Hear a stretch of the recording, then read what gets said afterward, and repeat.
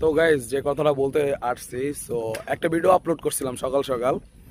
তো ভিডিওটা উদ্দেশ্য ছিল রাসেলকে নিয়ে, বাট রাসেল আমার ফ্রেন্ড, ওই যদি ভিডিওটা দেখে অবশ্যই মাইন্ড করে বসবো, যেটা অনেক কথা রং বলছি।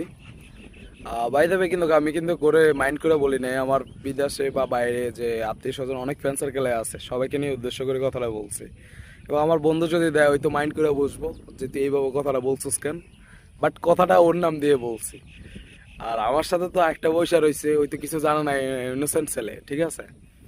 তো সবাই ওরে মানে বলবো যে এত ভাইটা অনেক ভালো, আপনি বাজে বাজে কথা বলছেন, আসলে কিন্তু কথাটা ওই বলছে আমার দিয়া। বাট আমি ভালো সাজতে যে খারাপ সাজতে যে ওই ভালো হয়ে গেছে, ঠিক আছে। তো রাসেল মামা তুই কিছু মাইন্ড করিস না, ভিডিওটা আগে করে রাখছি তোর জন্য। তো ভিডিওটা দেখার পরে মামা তুই কোনো ফিল নিস না, ঠিক আছে। ঘুমের ওষুধ একটা খাইবি, তারপরে ঘুমাইবি, ঠিক আছে। ঘুম থেকে ওইটাও মামা ফোন দিবি। এর আগে যদি ফোন টোন দেস তাহলে খবর আছে। তুই আজকে ডিউটিতে যাইস না, ডিউটিতে যে বেতন পাইবি বা টাকা পাইবি, ওই টাকা আমরা দৌড়নো ভাই দিয়ে দিব। কি কস মামা? আর গাবজাব এটা কি কস মামা?